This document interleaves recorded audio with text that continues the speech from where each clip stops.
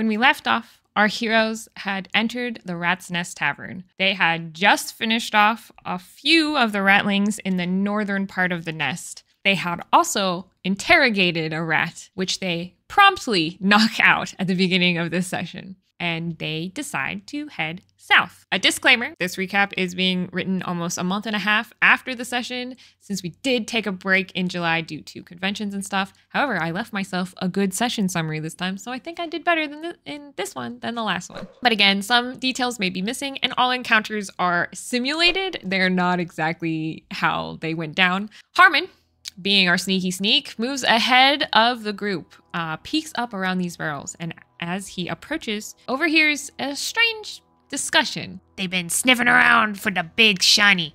What do we do? Another kind of high-pitched, squeaky voice chimes in. Let's fill their stinking tower with mud. A third voice chiming in. We could dress the shiny up in one of them robes. Have them follow the shiny all the way to the big shine man at Slaughterhouse Square. Harmon peeks over the barrel and he sees a handful of ratlings seated around a fire pit. But one ratling in particular catches his eye. He's bigger than the other ones. He also looks to have these delirium fangs and a golden, somewhat shiny crown on his head. A reminder, Harmon's personal quest is to make a name for himself by slaying rare beasts. This one seems pretty rare in his book. He motions back to Morgan the number of creatures and indicates to her that the big one is his. Harmon moves into place, and then on his mark, Morgan rushes out with a battle cry. This allows Morgan and Harmon to get a sneak attack round while the rest of the group catches up. Harmon rushes the Rat Prince, taking a third of his health in one go. This turns the prince's full attention to Harmon. With his multi-attack, all focused on Harmon, the three attacks nearly down him in one turn. They also give Harmon 1 contamination level. The rest of the group rounds the corner to join the fray. Noct tries desperately to keep his friends alive this entire battle. He heals Harmon a little bit as Morgan cuts down a few of the smaller ratlings before moving to support their roguish friend in the front. Our tiefling friend Zelda moves in and throws a chaos bolt at the Rat Prince, which removes another third of his life, but the Rat Prince manages to call for backup. More ratlings spring out from around the corner, including 2 giant rats and a spell-slinging ratling who's kind of ordering those rats around. Morgan moves to cover Harmon and prevent him from taking too many more hits, but in the process, she is downed. At the same time, Harmon falls too. Delilah takes a few hits in the back before she unleashes a thunder wave, killing a few in the process before passing a healing potion off to Zelda, encouraging Zelda to take it to one of their downed friends. There are a few ratlings still left, and Noct, after a long day of encounters, is low on healing spells. He raises his friend Harmon, but Harmon is hit in the next instant, taking him back down. Delilah decides to turn to a panther, doubling her hit points, and she moves to pounce. She leaps up using the wall, give her a little bit of height before leaping down, allowing her to take 2 more down and get a little bit of extra damage in. Noct uses his last healing spell to revive Harmon. Harmon kills the smaller ratlings around him before hopping up on a nearby wagon to give himself a little bit of a height advantage. Morgan passes a death save, and Zelda contemplates taking the potion on her own, but instead decides to shoot a fireball, taking down a few hit points but not killing anything completely.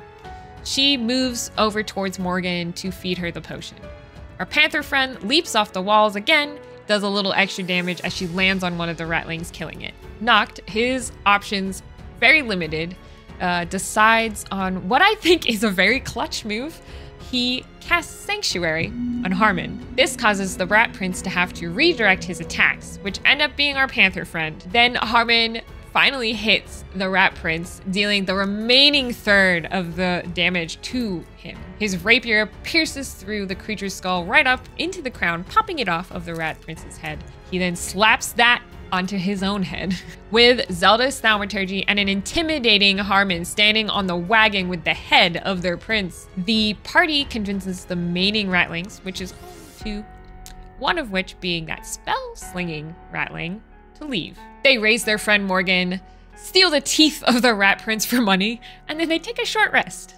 This battle is fierce. In fact, in my session notes, the first thing I wrote was almost a TPK, which was true. They still haven't found the girl, so they continue to move through the tunnels. They find a room that looks to be like an altar with an idol and some scrolls that they snatch up very quickly. Zelda is actually a bit envious of them not sharing those magic scrolls. They continue forward and they find Petra. She is hurt, weaponless, and tied up. They quickly free her and she thanks them, asking if her brother put them up to this. They admit to that and she says that regardless, she would be able to assist them if she had a weapon. Harmon passes her a short sword. She then says that she would like to make her way towards Shepherd's Gate. She says her companions from the Hooded Lanterns will be there and it is closer than heading all the way back to Amberwood. Petra also points out in this room that there is a stash of potions, which the group instantly gobbles up. And she also mentions that she heard the Ratlings talking about a crystal. I think it's being held nearby. They move down the halls and do indeed find this giant crystal. They also find an eerie looking rat. Delilah ends up staring it down for a moment before realizing that that creature is not any natural rat that she has ever seen. She decides to hit it and it loses its form, turning into a cackling imp before it poof disappears invisible and flies away. They hear it flitting off down the tunnels. They do find the largest delirium crystal they have ever seen and decide to take that with them. They wrap it up and have Morgan pick it up. Petra says they might want to take that giant crystal to River in Amberwood, as the Amethyst Academy would be able to pay for such a large crystal. They leave the Rat's Nest Tavern and make their way to Shepherd's Gate. Here they run into Ansem, who is of course ecstatic to see that his sister is alive. Petra admonishes him for being reckless, but they do embrace and are happy to see each other. Lord Commander, Elias Drexel, makes an appearance now, thanking the adventurers for returning a member of their own and tries, unsuccessfully, to hide the relief that Petra has been brought back. Harmon and Zelda also notice that on his chest is the Lord Commander's pin, one of the 6 seals of Drakkenheim. Drexel mentions that he may have a task for them in the coming days, but as he's speaking, he ends up getting called off by another captain to assess something, so he ends up leaving them rather quickly. They return through the city. I went easy on them and did not have any encounters happen since I almost killed them, but don't worry, that will never happen again. They return to Amberwood and split up. Morgan and Delilah go to see River, while the rest of the party go to the chapel. The prices for decontamination have gone up, as the supplies lately have been coming less frequently. So Harmon has to shell out more delirium to release the contamination level that he received from the Rat Prince. He also sells all the crystals he has except for the small pouch that he found in the abandoned pharmacy. Morgan has kept the large crystal all wrapped up and stowed as best she can. They reach River, and Delilah is instantly suspicious. River is a tiefling with immaculate robes. She's sitting at a desk in the upper floors of the inn, and whatever she was working on her desk has been put away before the party has even entered. She asks if they have gone to the Rat's Nest Tavern, as there is a rumor that there is a large crystal there that would be perfect for some of the Academy's experiments. When pressed by Delilah, River is kind of tight-lipped about what those experiments might be, making Delilah very suspicious. Morgan watches Delilah carefully as Delilah tries to use deception to say they didn't find a crystal there, but if they return that they could look for it. River is disappointed and says that if they return and bring the crystal back, she would offer 1,250 gold pieces for it. That's more than market price, and she urges them to return to the Rat's Nest Tavern. During this conversation, Delilah also mentions the burned down manor in passing. River, being intelligent, puts 2 and 2 together and realizes that they were the ones meddling with the manor. She asks that they not visit the manor again, as the wards and spells they have in place are very expensive. Delilah wants to know what the wards are guarding, and River sighs and says, "If you must know, that's how we get Amethyst Academy members to the city from the Academy itself." She then ends up waving them off, dismissing them from her room. They return to their cabin to rest and relay this information to the rest of the group. They all decide that they will give the crystal to the chapel in the morning to be destroyed rather than let the academy have the crystal for an undisclosed experiment. If you like what you're watching, consider supporting me on Patreon, the best way to support creators on YouTube. You can get behind the scenes, plus you can get ad-free versions of my videos. Also, live streams, there's shop discounts, hopefully some paper products coming out, definitely a magazine in the works. There's lots of stuff there. Link in the description. Here's what I could have done better. So the battle was typical. I think I could have held back on the attacks, maybe spread them out a bit, but the entire time he kept taunting the Rat King or the Rat Prince. So it kind of just felt right to try to attack just him. They did have 2 characters down and 2 at less than 20% health, but despite all that, they handled the battle really well. They are only level 3 at this point, and I think that adds to the feeling of Drakkenheim being hella dangerous. So, cause it is. So I kind of liked that they went down a lot in this one. Obviously not quite a TVK, but they were all pretty close to dying. And once they had won the battle, they were pretty happy that they made it out alive. I think in hindsight, I essentially ignored the fact that there could have been more ratlings in the nest. There were probably about 5 or 10 more, which wouldn't have been that much more difficult to handle. But this was me trying to not let them die, but I kind of wish I had thrown them at them. Maybe that's the chaotic evil in me. I don't know. This would have maybe given them the chance to also do some roleplay, like to show off the Rat Prince's head and dissuade the other rats from attacking.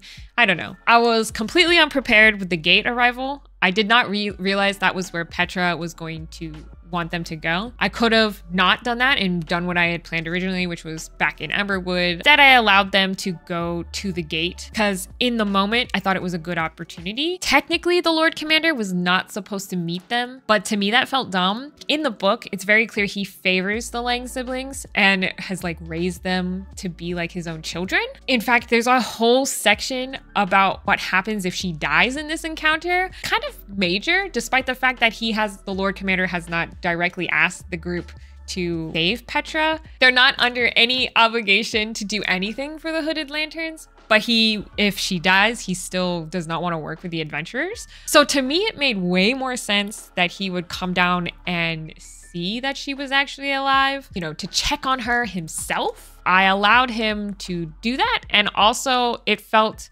like a perfect opportunity to hint to Zelda where one of the seals were. I did try to make it so that he would not sit there and chat with them for very long. I made it my own in the moment. I did play into the fact that Delilah doesn't want the crystals to be used. I leaned into that fact with River. Obviously, she doesn't want to tell you what the experiments are.